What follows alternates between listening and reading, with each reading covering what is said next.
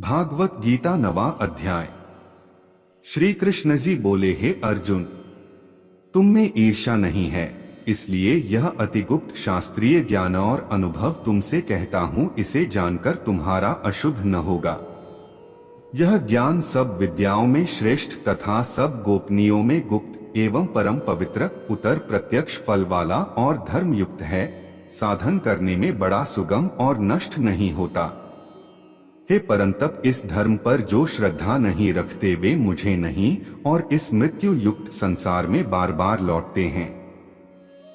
मैं अव्यक्त हूँ और मैंने ही यह सब जगत प्रकट किए हैं। सब प्राणी मुझ में स्थित है, किंतु मैं उनमें नहीं हूँ। मुझ में सब भूत भी नहीं हैं। मेरा वह ईश्वरीय कर्म देखो, मेरी ही आत्मा सब भूतों का पालन करती हुई भी नियत नहीं है। जिस सर्वत्र बहने वाली महान वायु समस्त आकाश में व्याप्त है, इसी प्रकार समस्त भूत मुझ में है, ऐसा समझो। हे कौन्तेय, सभी जीव कल्प के प्रारंभ में मैं उनको फिर उत्पन्न करता हूँ। अपनी प्रकृति का आश्रय लेकर उसके गुण व स्वभाव वाले समस्त भूत वर्ग को मैं बारंबार उत्पन्न करता हूँ। हे धनंजय, मेरे ये कर्म मुझे नहीं बांधते, क्योंकि मैं उदासीन की तरह इनमें आसक्त नहीं हूँ और स्थित हूँ। मैं अध्यक्ष होकर प्रकृति द्वारा चराचर जगत को उत्पन्न करता हूँ। हे कौन्तेय, इसी कारण यह जगत बनता बिगड़ता रहता है। मूर्ख लोग मेरे परम स्वरूप को नहीं जानते कि मैं समस्त चराचर का स्वामी हूँ। वे मुझको मनुष्य जानकर मेरी अवहेलना करते हैं। उनकी आशा व्यर्थ, कर्म निष्फल, ज्ञान निरर्थक, चित्त भ्रष्ट हैं। वे उस आसुरी प्रकृति के वश में हैं जो मोह को उत्पन्न करती है। हे पार्थ, विवेकजन जो दैव प्रकृति में स्थित है, वे मुझे सब संसार का आदि अविनाशी जानकर अनन्य मन से भजते हैं। वे दृढ़ व्रत सदा मेरा यत्न पूर्वक कीर्तन उपासना करते हैं। कई लोग ज्ञान योग से पूजन करते हुए मेरी उपासना करते हैं। कोई पृथकत्व से और कोई मुझे अनेक रूप वाला विश्व रूप मानकर उपासना करते हैं। श्रौत यज्ञ मैं हूँ, स्मार्त यज्ञ मैं हूँ और पितृयज्ञ मैं हूँ तथा औषधि मंत्र होम का साधन धृत अग्नि और होम भी मैं ही हूँ। इस जगत का पिता माता धारण करता, पितामह जानने योग्य पदार्थ कर, ऋग्वेद, सामवेद और यजुर्वेद मैं हूँ। गति पालन करता, प्रभु, साक्षी, निवास स्थान, रक्षक, मित्र, उत्पन्न करने वाला, संस्कारक, आधार, प्रलय स्थान और अविनाशी बीज मैं हूँ। मैं सूर्य रूप से तपता, मैं ही वर्षा करता हूँ। तथा हे अर्जुन, मैं ही अमृत और मृत्यु भी हूँ तथा सत और असत भी हूँ। तीनों वेदों के ज्ञाता, सोम पीने वाले, पाप रहित, यज्ञ द्वारा मेरी पूजा करके स्वर्ग चाहते हैं और इंद्र के पुण्य लोक में पहुंचकर स्वर्ग में देवताओं के योग्य दिव्य सुख भोगते हैं। वे विशाल स्वर्ग लोक में सुख भोग कर पुण्य के क्षीण होने पर फिर मृत्यु लोक में आते हैं। इस प्रकार तीनों वेदों के यज्ञादि धर्मों का पालन करने वाले, भोग की इच्छा रखने वालों का आवागम होता रहता है। जो अनन्य भाव से चिंतन करते हुए मेरी उपासना करते हैं, उन नित्य योगियों के योग क्षेम अर्थात स्थान, भोजन आच्छादित, इनकी मैं रक्षा करता हूँ। हे कौन्तेय, जो दूसरे देवताओं के भक्त हैं और श्रद्धा से उन्हें पूजते, वे भी मेरा ही पूजन करते हैं, परंतु यह पूजन विधि पूरक नहीं है। सब यज्ञों का भोक्ता और स्वामी मैं ही हूँ। जो मेरे इस तत्व को नहीं जानते हैं, वे आवागमन से नहीं छूटते हैं। देवताओं का पूजन वाले देवलोक को प्राप्त होते हैं, पितरों के पूजन वाले पितृलोक को पाते हैं, यज्ञादिकों के पुजारी यज्ञ लोक को जाते हैं और मेरा पूजन करने वाले मुझे प्राप्त होते हैं। भक्ति से पत्र, पुष्प, फल, जल को मुझको अर्पण करता है, उस शुद्ध अंतकरण वाले व्यक्ति के भक्ति से दिए हुए पदार्थ को मैं बड़ी प्रसन्नता से ग्रहण करता हूँ। हे कौन्तेय, जो तुम कहते हो, खाते हो, तप करते हो, सब मेरे अर्पण करो। ऐसा करने से कर्मबंधन रूप शुभ अशुभ फलों से मुक्त हो जाओगे। संन्यास योग में युक्त होकर मुक्तियां मुझको अवश्य पाओगे।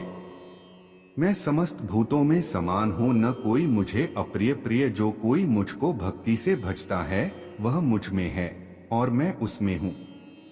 यदि कोई दुराचारी भी हो और अनन्य भाव से मेरा भजन करे, उसको मैं साधु ही मानता हूँ, क्योंकि उसने उत्तम मार्ग ग्रहण किया है। वह शीघ्र ही धर्मात्मा होता है और चिरस्थायी शांति को पाता है। हे कौन्तेय, यह निश्चय करके जानो कि मेरा भक्त कभी नाश को प्राप्त नहीं होता। हे पार्थ, मेरा आश्रय पाकर नीचे कुल में उत्पन्न स्त्रियां, वैश्य और शुद्ध भी उत्तम गति को पाते हैं। फिर जो पुण्यवान भक्त राजऋषि और ब्राह्मण हैं, उनकी तो बात ही क्या है। अतः इस नाशवान और दुख भरे संसार में जन्म पाकर तुम मेरा ही भजन करो। मुझ में मन लगा मेरा भक्त बन मेरी पूजा और मुझे नमस्कार कर मुझ में लो लगाए रहकर मुझ में लय हो जाओगे। भागवत गीता पाठ नवम अध्याय समाप्तम। अथ नवों अध्याय का महात्म्य। श्री नारायण बोले, हे लक्ष्मी, दक्षिण देश में एक भाव सुशर्मा नामक शूद्र रहता था। बड़ा पापी, मांस मदिरा आहारी था। जुआ खेले, चोरी करे, पर स्त्री रमे। एक दिन मदिरापान से तिसकी देह छूटी, वह मरकर प्रेत हुआ। एक बड़े वृक्ष पर रहे एक ब्राह्मण भी उसी नगर में रहता था। दिन को भिक्षा मांगकर स्त्री को ला देवे। उसकी स्त्री बड़ी कलहनी थी। समय पाकर उन दोनों ने प्राण त्यागे। वह दोनों मरकर प्रेत हुए। वह भी उसी वृक्ष के तले आ रहे जहाँ प्रेत रहता था। वहाँ रहते रहते कुछ काल व्यतीत हुआ।